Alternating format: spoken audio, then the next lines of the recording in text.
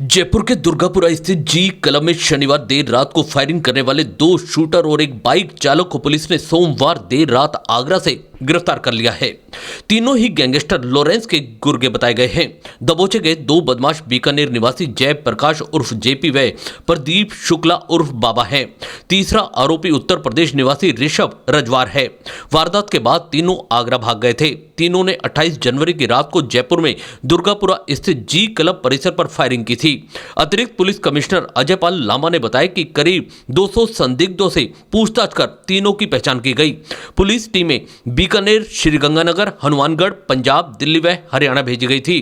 तीनों आरोपी 28 जनवरी को ही जयपुर पहुंचे थे और जी क्लब के आसपास रहकर शाम को रैकी की गई थी। इसके बाद देर रात क्लब मालिक अक्षय गुरनानी के वहां पहुंचने के कुछ देर बाद शूटर भी वहां पहुंचे और फायरिंग कर दी। पुलिस को सीसीटीवी फुटेज में 28 जनवरी को जी क्लब के पास शाम को रैकी करते हुए तीनों बदमाश भी नजर आए। इसके बाद देर रात को तीनों आरोपियों ने क्लब के मेन गेट से ताबड़तोड़ फायरिंग की थी। पुलिस ने बताया कि जी क्लब के मालिक अक्षय गुरनानी को 8 जनवरी से पहले भी धमकी दी गई थी, लेकिन 2 बार धमकी दिए जाने के बाद भी अक्षय ने पुलिस से संपर्क नहीं किया। जयपुर में इससे पहले अन्य जिन व्यक्तियों को धमकियां दी गई उन्होंने पुलिस को सूचना दी, जिससे समय रहते उनकी सुरक्षा करने के साथ ही बदमाशों पर शिकंजा कसा गया। जयपुर से गई पुलिस टीम ने तीनों बदमाशों को दबोचने के बाद उनसे पूछताछ की। तीनों ने फायरिंग के काम में आए पिस्टल आगरा में भूपेंद्र गुर्जर को देना बताया। आगरा पुलिस भूपेंद्र को पकड़ने गई तो उसने पुलिस पर फायरिंग कर दी। आगरा पुलिस ने भूपेंद्र को गिरफ्तार कर लिया, लेकिन जयपुर पुलिस को अभी नहीं सौंपा है। जयपुर पुलिस की टीम तीनों बदमाशों को लेकर जयपुर पहुंच गई। सिद्धू मूसेवाला हत्याकांड में Punjab police gangster Lawrence Bishnoi को तिहाड़ जेल से गिरफ्तार करके ले गई है। लॉरेंस बिश्नोई पंजाब जेल में बंद है। गैंगस्टर को प्रोटेक्शन वारंट पर जयपुर लाया जाएगा।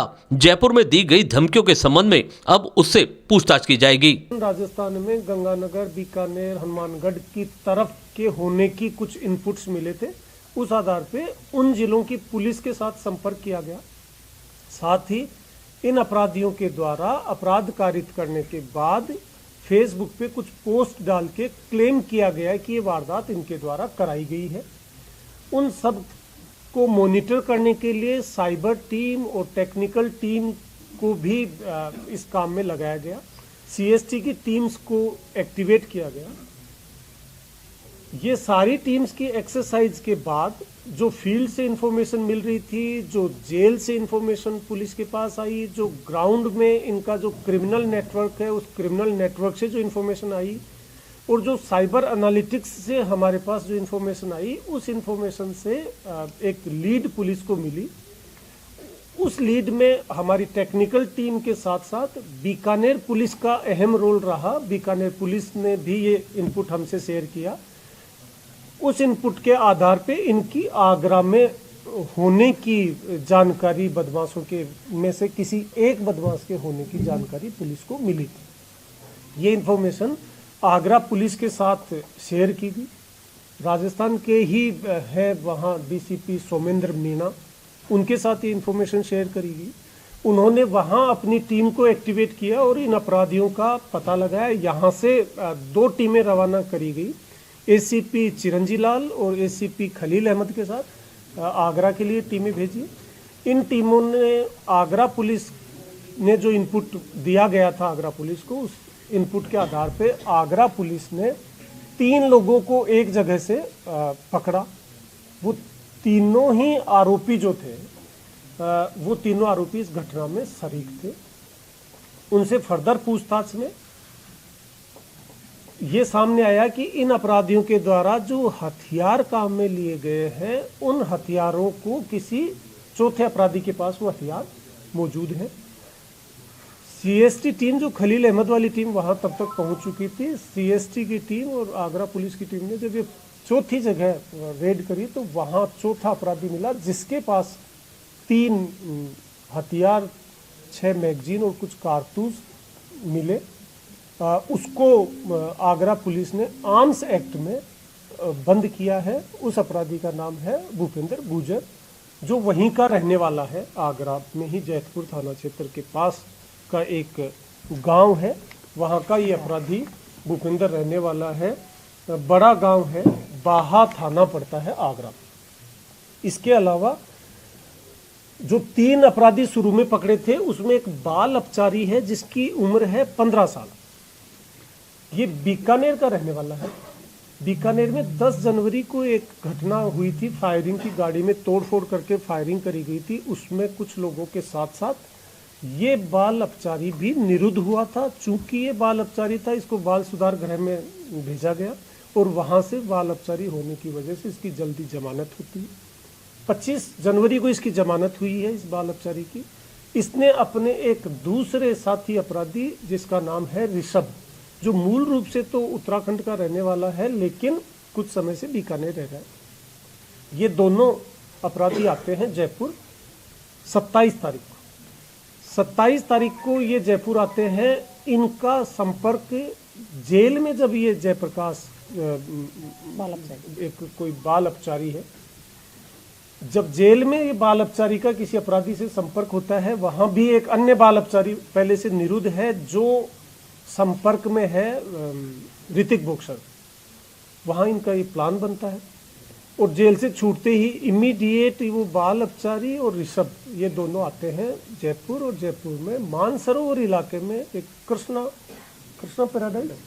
कृष्णा पैराडाइज एक होटल है, वहाँ ये रुकते हैं। वहाँ पहले से ही ये आगरा के दोनों बदमाश प्रदीप शुक्ला और भूपेंद्र गुर्जर ये पहले से उस होटल में मौजूद रहते हैं। ये वहाँ उस होटल में चारों का संपर्क होता है। 27 को ये लोग वहीं रुकते हैं। 28 को दिन में इस जगह की रेकी कर लेते हैं, इनमें से अलग अलग लोग अलग अलग टाइम पर जाकर। 28 की रात में करीब ये 11 बजे निकलते हैं और जी क्लब पहुंचते हैं और वहाँ जी क्लब में जो फायरिंग करी है उससे पहले होटल से चेकआउट हो जाते हैं करीब 5 बजे। और उसके बाद ये शहर में इधर उधर घूमते रहते हैं। उसके बाद ये 11 बजे वहाँ पहुँचते हैं और वहाँ अंधाधुंध फायर करके ये वहाँ से भाग जाते हैं। इस घटना में जो ये तीनों अपराधी थे, जो भूपेंद्र गुर्जर, प्रदीप शुक्ला और ये तीसरा ऋषभ, ये 3 प्लस चौथा है बाल अपचारी, ये चारों के द्वारा ये घटना कारित की जाती है। और घटना के बाद ये यहाँ से आगरा चले जाते हैं। आगरा में जब ये अरेस्ट हुए हैं, उनको पुलिस की यहाँ की CST टीम, जो खलील अहमद वाली टीम है, वो टीम तब तक वहाँ पहुँच चुकी होती है। उनको जब लेके आती है, संयुक्त रेड थी, CST खलील अहमद वाली टीम और आगरा पुलिस की संयुक्त रेड में ये पकड़ लेते हैं। वहाँ से जब लेके आते हैं तो चूंकि शुरू में ये एडवांस टीम भेजी थी, तब तक बड़ा स्पष्ट इनपुट नहीं था कि सारे लोग एक जगह मिल जाएंगे। तो इस टीम को असिस्ट करने के लिए फिर सेकंड टीम चिरंजी लाल जो ACP CST में है, उनके साथ सेकंड टीम रवाना की जाती है। खलील अहमद वाली टीम इन अपराधियों को लेके वहाँ से रवाना होती है रात करीब 1 बजे आगरा से। और आगरा से भी करीब 80 किलोमीटर आगे एक गाँव है जहाँ से ये लेके आते हैं।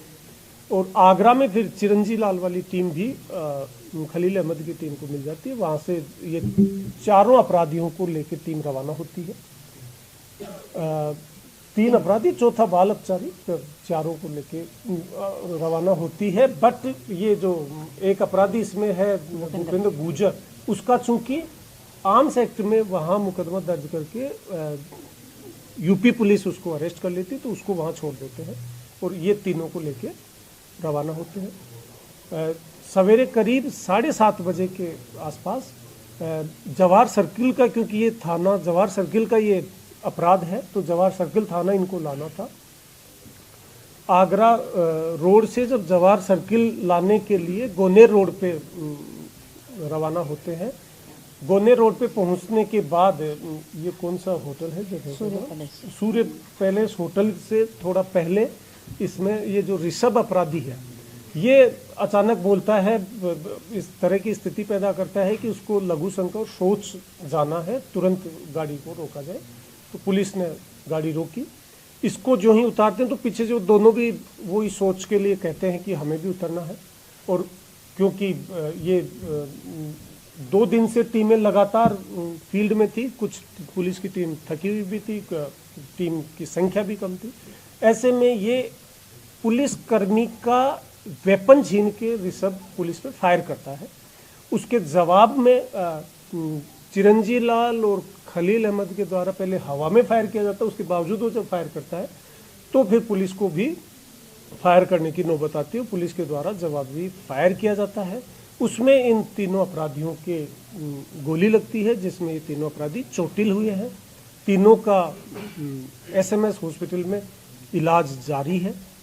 इनके द्वारा जो पुलिस पे फायर किया गया उसका एक पृथक से खो नागोरियान पुलिस थाने में मुकदमा दर्ज किया गया है। राजकार्य में बाधा और पुलिस पे हमले का ये प्रकरण है। इन तीनों अपराधियों से जो प्रारंभिक पूछताछ में बातें सामने आई हैं उसमें 3 के अलावा चौथा भूपेंद्र जो आगरा पुलिस के पास है, उसको जल्दी ही हम प्रोडक्शन वारंट पे गिरफ्तार करेंगे, उन हथियारों को बरामद करेंगे।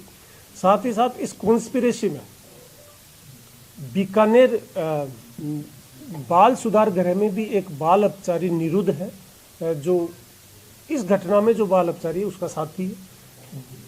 वो बाल अपचारी जो निरुद्ध है बीकानेर की जेल में, वो भी ऋतिक बॉक्सर से संपर्क में होना अभी की अनुसंधान में आया है। उसको भी पुलिस जल्दी ही इसमें ला करके विधि सम्मत कार्रवाई करेगी।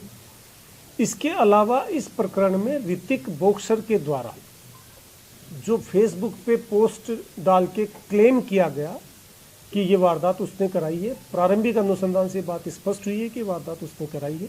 इस घटना में उसके पीछे कौन कौन शरीक है उस संबंध में अनुसंधान जारी है। ऋतिक बॉक्सर द्वारा जो ये फेसबुक पे पोस्ट की जा रही है, ये फेक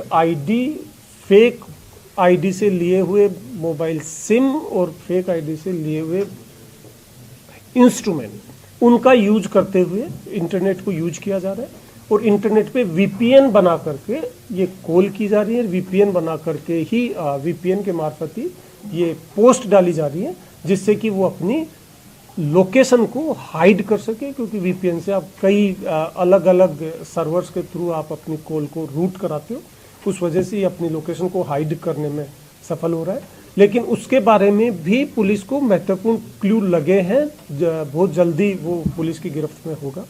इसके अलावा अन्य अपराधी जो इसको मोटिवेट कर रहे हैं, इसको सपोर्ट कर रहे हैं, इसको हथियार उपलब्ध करा रहे हैं, इसको अपराधी उपलब्ध करा रहे हैं, उन अपराधियों के बारे में भी अनुसंधान जारी है। जो जो इसमें शरीक है उन सब के खिलाफ भी कार्रवाई की जाए। सर, इन तीनों की स्थिति कैसी है?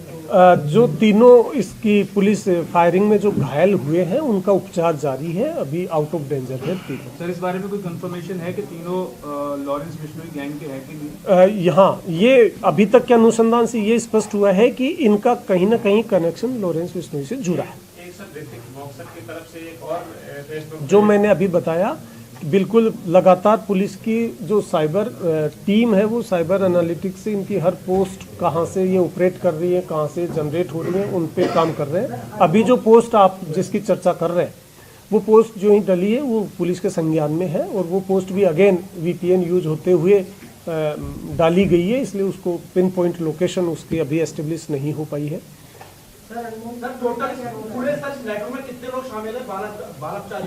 बाल अपचारियों समेत अब तक कुल 6 लोगों के इसमें शामिल होने की बात सामने आई है। वो फर्दर अनुसंधान से और नाम स्पष्ट होंगे, क्योंकि ये हॉस्पिटलाइज हो गए तो इनसे डिटेल अभी पूछताछ हो नहीं पाई है। डिटेल पूछताछ से और नाम भी सामने आए। आज जो घटना हुई है कहाँ पर हुई है, क्या लोकेशन थी एग्जैक्ट? ये थाना खो नागोरियन की गोनेर रोड पे होटल सूर्य महल के नजदीक। हाईवे से ये लोग आ रहे थे तो यहाँ अंदर रोड पे छोड़ा है। आपको अगर संज्ञान में हो तो जवाहर सर्किल जाने का शॉर्टेस्ट रूट जो है वो गोनेर रोड होते हुए ही है, इसलिए वहाँ उसी रूट को नेचुरल रोड जो है उसी से जाए।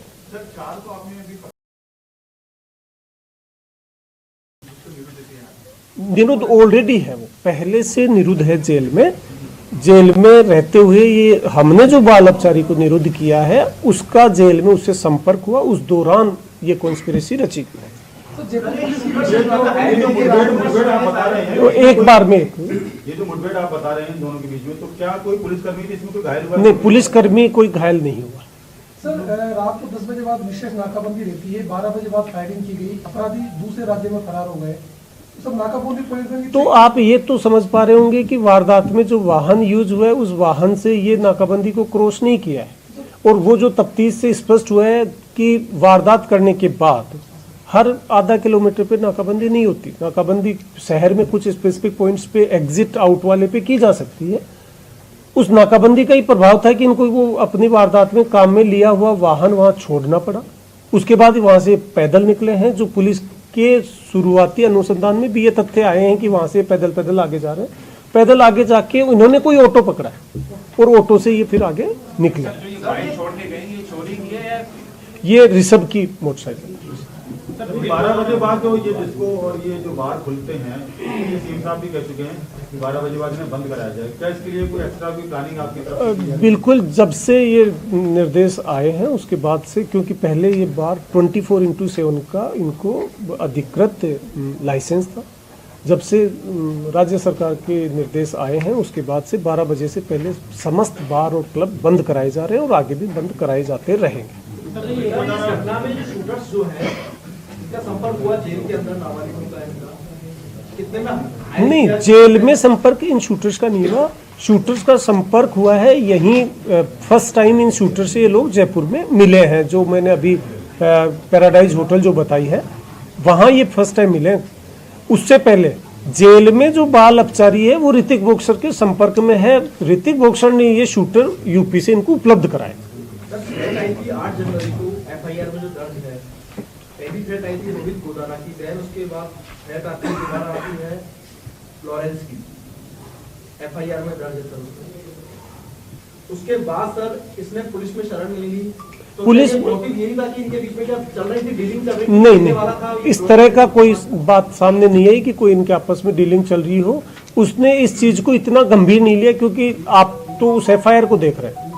जो एग्जैक्ट जो थ्रेट आई है, जो वॉइस मैसेज आया है, उस वॉइस मैसेज को परिवादी ने इग्नोर किया कि इस तरह के रूटीन में कोई कह रहा होगा। उतना सीरियसली उसने उसको लिया नहीं, चूंकि ये इस तरह के जो क्लब चलाते हैं उन क्लब चलाने वालों के पास कई बार लोग फोन करते हैं कि उसके गेस्ट आए हैं, उनको एंट्री करा देना, उनको कमीशन डिस्काउंट दिला देना, इस तरह की बात इसके पास आती रहती है, जैसा कि परिवादी ने बताया।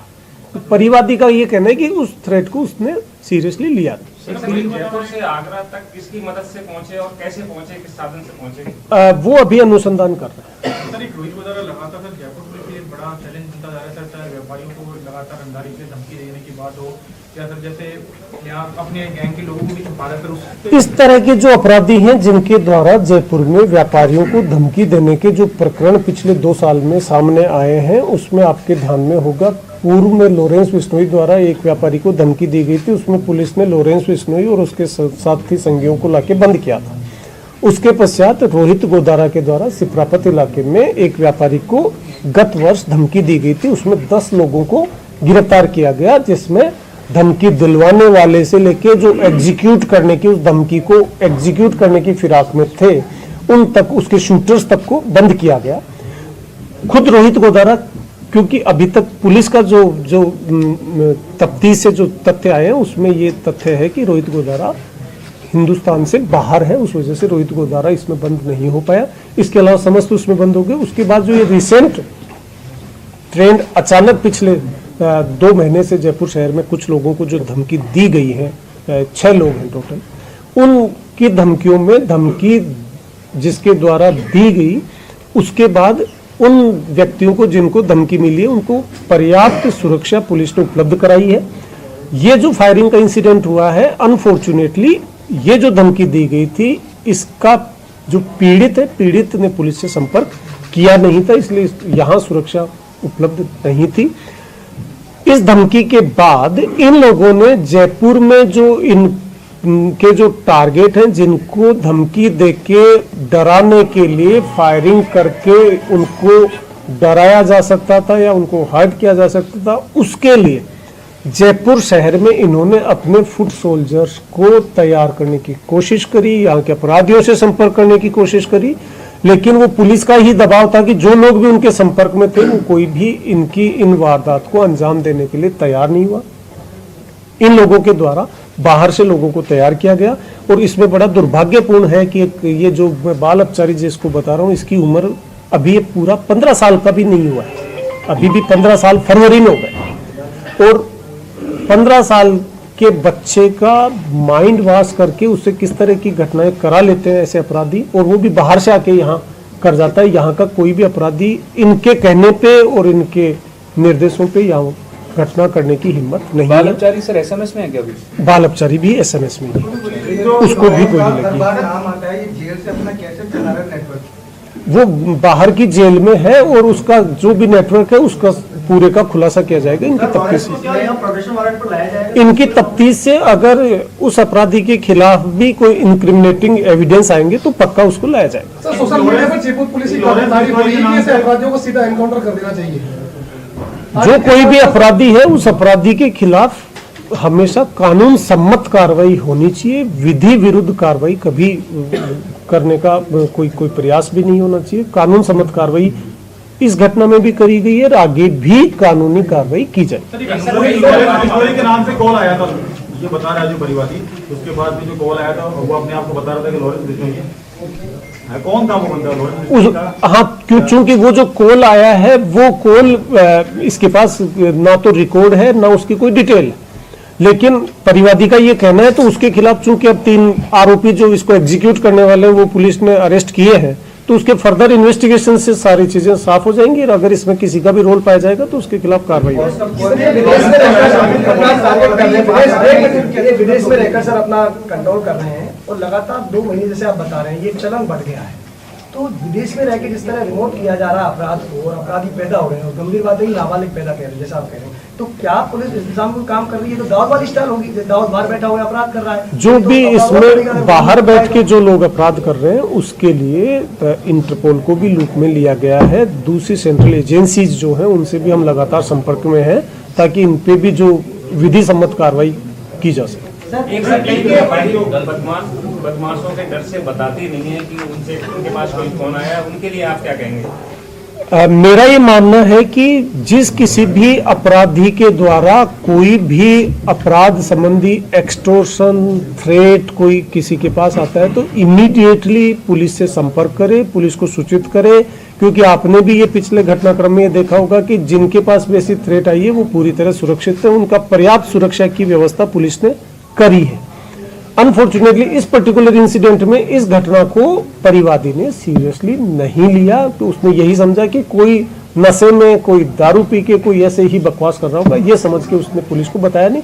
टाइम रहते पुलिस को बताएंगे तो पर्याप्त सुरक्षा भी मिलेगी और अपराध कारित करने वाले, धमकी देने वाले को भी कानूनी रूप से सजा दिलाई जाएगी। सर, 1000 से ज्यादा फॉलोवर्स थे, कोई जो युवा इनको फॉलो कर रहे हैं उनका कोई कारण? जो भी ऐसे अपराधियों को सोशल मीडिया पे फॉलो कर रहे हैं, लाइक कर रहे हैं, कमेंट कर रहे हैं, उन पे लगातार पुलिस की नजर है और उनके खिलाफ लगातार कार्रवाइयां की जा रही है। और उसी का जो मैंने बताया आपको कि जयपुर में इनको कोई भी एग्जीक्यूट करने वाला नहीं मिला, उसकी वजह यही कि पिछले 2 महीने से जो कोई भी इनके।